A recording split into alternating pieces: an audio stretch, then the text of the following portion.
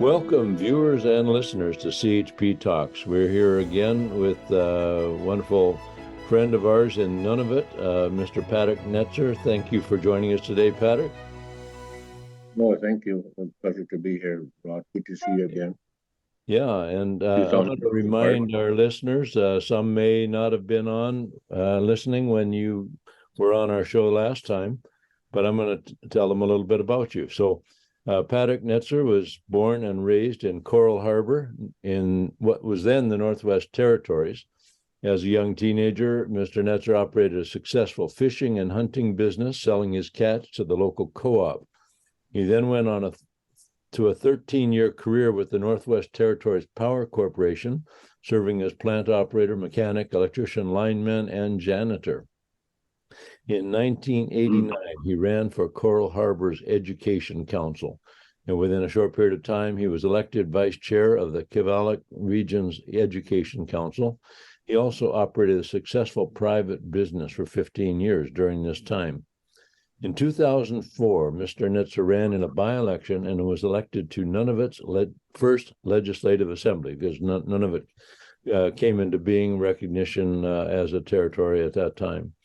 He was re-elected to the second legislative assembly later that same year and held several different cabinet portfolios during the term, including housing, economic development and transportation, workers' compensation board, and the environment.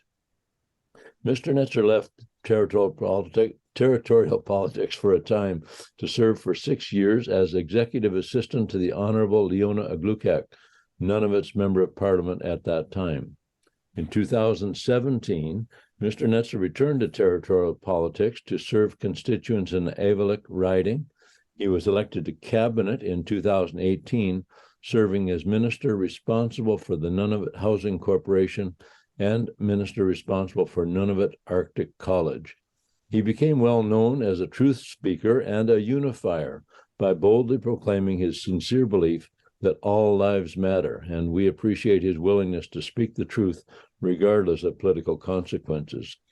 Mr. Nettser has been married to his wife Mona for 40 years. They have 6 children, 19 grandchildren, and 2 great-grandchildren.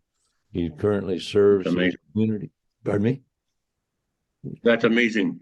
Yeah, it's all amazing. He is currently serving his community in other ways, and he continues to harvest traditional foods like caribou, fish, and ptarmigan. Every once in a while, I get a picture from Nunavut showing this bountiful harvest. And today, we want to discuss with him a special project he and Mona have taken on, reaching out to help pregnant women and new moms in Nunavut. So again, Patterk, thanks for joining us today. A while ago, you and your wife launched this program to help pregnant women and new moms. Can you tell us a little bit about that? Thank you. I thank you for my lengthy biography. Yeah, I didn't know I had done that before. Yes, actually, it's through the Campaign Life Coalition that and the donors from across Canada and elsewhere that provide funds for my wife and I to purchase baby products for young mothers and with babies up to 2 years old, I believe it is, and we do it on a monthly basis. So it's through the love of the people of Canada that we were able to do it, and we thank them for that. Thank you. Yes, I spoke to Jeff Gunnarsson at Campaign Life Coalition about this program, and I'll repeat this a couple times, but people who would like to help with this project, which is very important, helping pregnant moms and new moms with the supplies they need to look after their babies, and that is through campaignlifecoalition.com, and you can go /donate. So campaignlifecoalition.com/donate, and in the comments there, you just say, yes, I want to help pregnant women and new moms in Nunavut, and it'll get, he says there's no administration taken out of that. Any money donated to that fund goes directly to Nunavut, and you and your wife Mona are distributing that. You purchase the products, I guess at local stores there, and Yes, excuse me, at the local establishment here in Coral Harbour. yeah. We started off with Coral Harbour. Now, Campaign Life Coalition has branched out to Nalyat, which is formerly Repulse Bay, and into Whale Cove. Yeah. They're serving 3 communities. Yeah, you have a huge territory, none of it, and of course, the travel, as I understand, travel in around your territory is quite challenging. It's either by air or by water or by over the snow and ice. But how far away are these other communities that you're interacting with? If you look up behind you, we're situated on an island called Southampton Island, which is the top end of Hudson Bay. Right. Yes, right. Yeah. That's where my home is. Yes, we're quite isolated. Yeah, we're quite isolated, and the only way to travel between communities at the moment is by airline. And for example, my youngest daughter, came with her family from Iqaluit, which is on the east side of Nunavut, the capital of Nunavut, Iqaluit. Okay. They had to fly to Rankin Inlet, and then overnight in Rankin Inlet, and then come here the following day. So yeah, just to travel from like Iqaluit is about 450 miles from here. It takes 24 hours to get here, and that's because there's no connections in between the communities. Wow, so very challenging. And I understand, well, right now, tell the listeners what the temperature is outside your home today. Well, my wife and I have been planning to go to our cabin, which is about 90 miles from here, to do some fishing just to get some fresh air. But last week it was quite mild, and we were hoping to go, but we had some really, really heavy snow and total whiteout. So we've been waiting it out, and now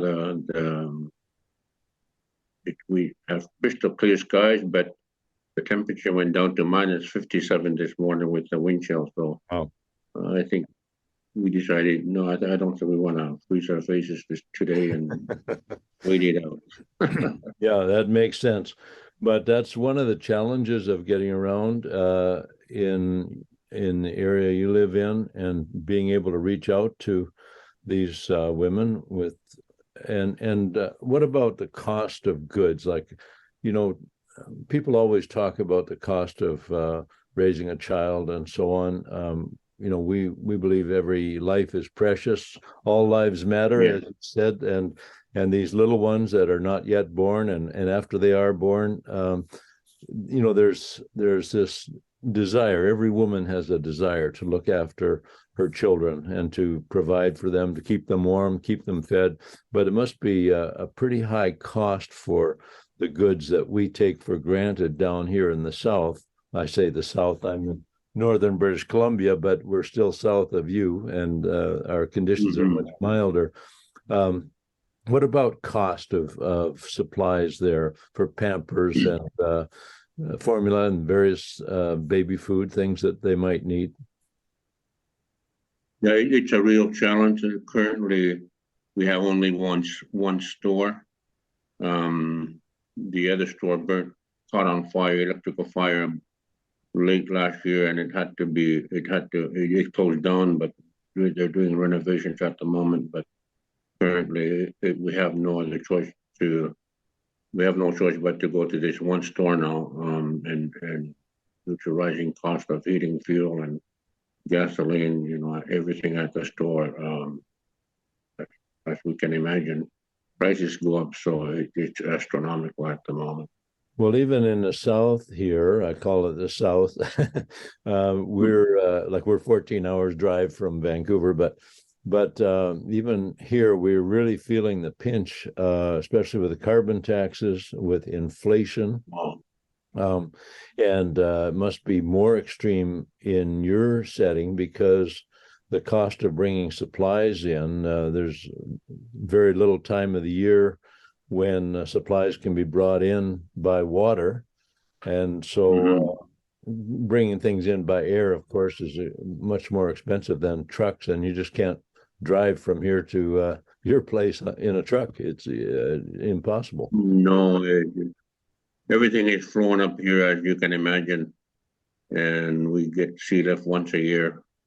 And you have to time when you order some stuff on sea lift, then you have to do all the pre-arrangements with the southern entities to ensure that your material comes in on time. So it's a real challenge up here, yes, and carbon tax has not helped any of us at all.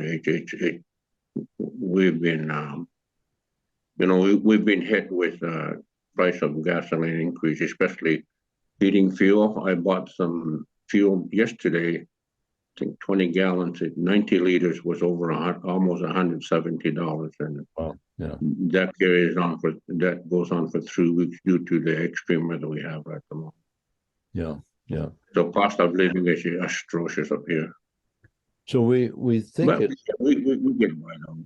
Yeah, it's marvelous. I mean, the human side of this, there's the cost, there's the transportation, there's organizing things, and it's all only possible by because there are donations made for that purpose, and those donations are donations of love. It comes as cash, which is required to purchase supplies, but what I'm really interested in is the love that you and your wife are showing to these young women and making it possible for them to take this step of bringing a child to birth and looking after that child, raising a family. You have children, grandchildren, and great-grandchildren, and you know the joy of having that family, having the love that you share between one another. And it's just marvelous to think of these young women being given hope, I guess, so that they're able to basically see themselves as caring for their children and not the bleak. The other alternative is not to have children, and that's a bleak proposition. Or those of us who love our families know what a treat it is, what a treasure, what a blessing to have family that we can share our love with. In the beginning, God said, replenish the earth. So that's his law. And whenever we see a newborn, my niece had a newborn recently, and she's a beautiful, beautiful little child. And when we do our shopping for young mothers and expectant mothers, and we take all the supplies to our house here, and then we set a certain time that they'll be available for pickup. The last time, it was just before Christmas, I believe we spent just under $5,000, and they were gone in minutes. Yeah. Within 5-10 minutes, everything was gone. Yeah. So with the high cost of living up here, sometimes mom sacrifices for their babies.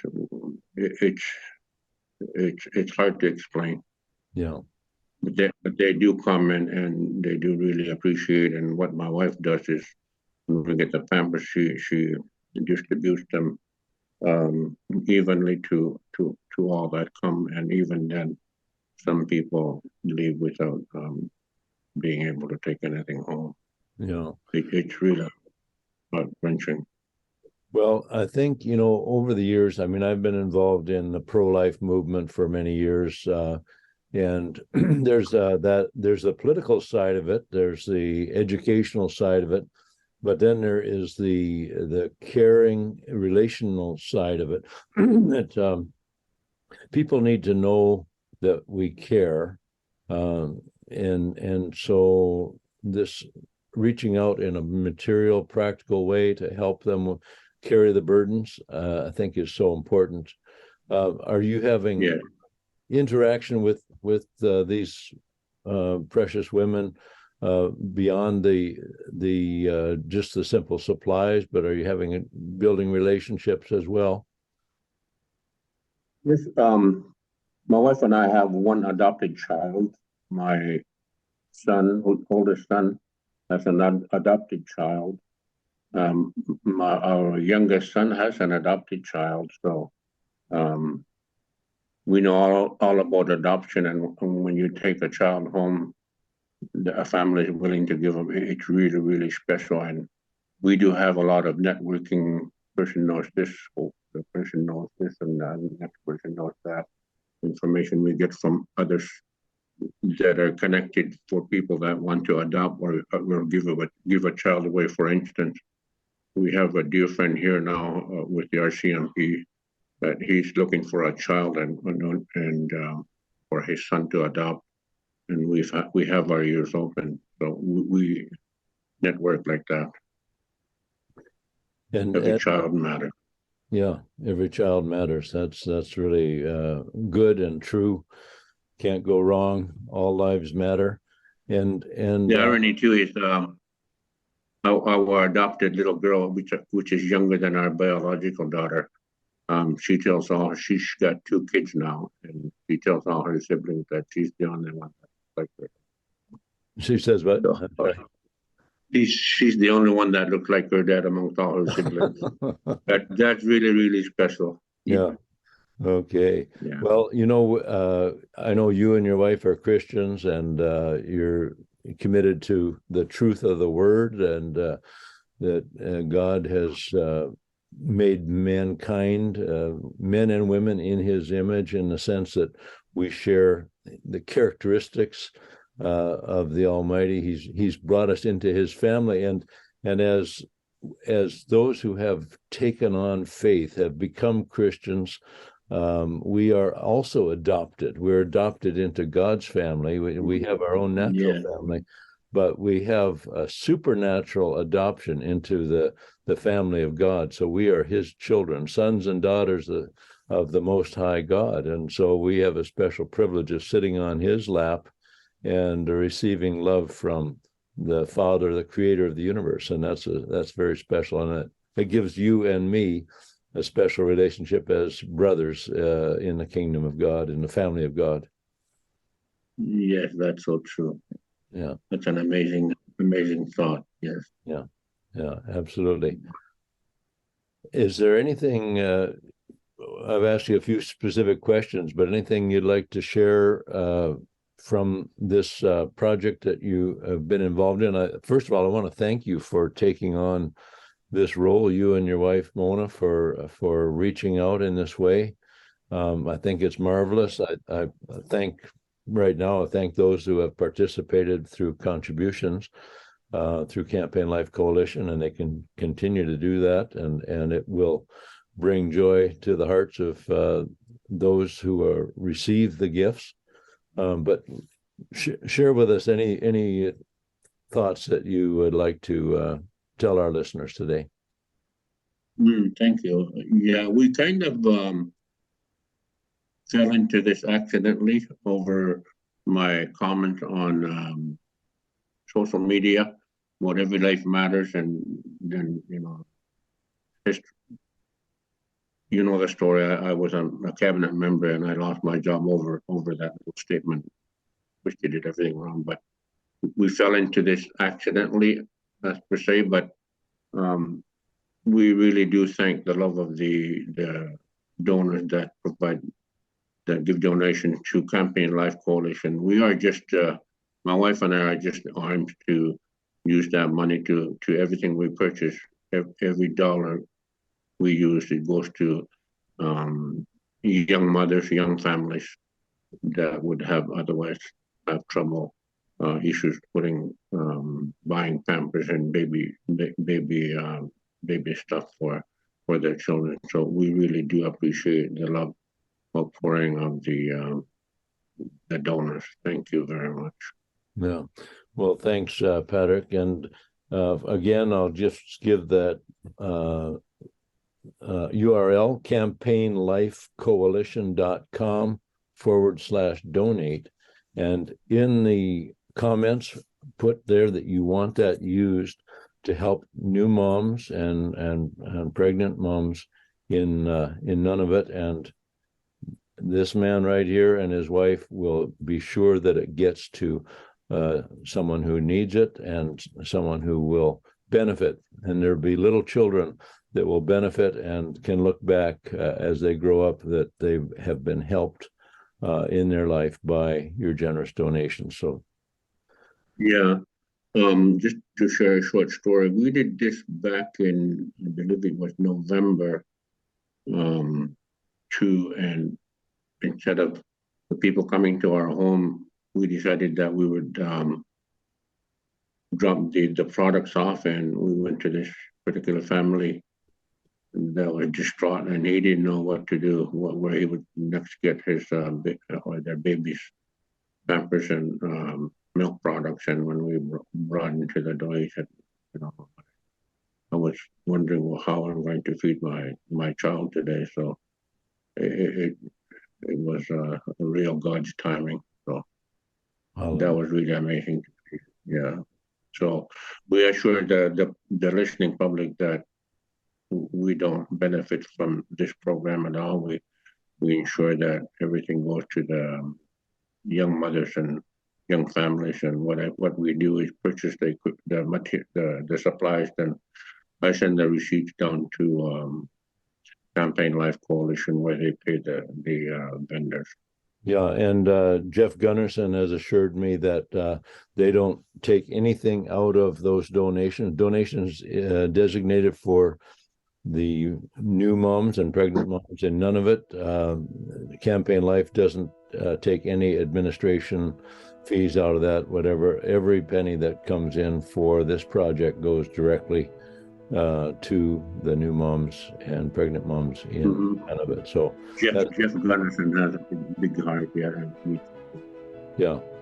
So Campaign Life in general, they do have a lot of other projects. They do a lot of things that they do, but we appreciate them very much. They've been faithful in this call for the respect for human life at both ends of the spectrum, and this is one practical outworking of that makes a difference in the lives of individuals. So we thank them for that. Yes. Patterk? A little goes a long way, and it really impacts the lives of these young mothers and young families. Thank you.